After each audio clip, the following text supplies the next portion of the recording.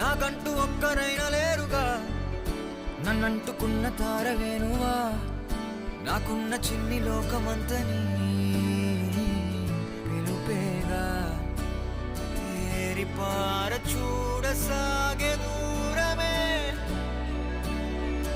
ఏది ఏది చేరే చోటనే సాగే చలములాగేనే, వెనకే మనని చూసేనే చెలిమి చేయమంటూ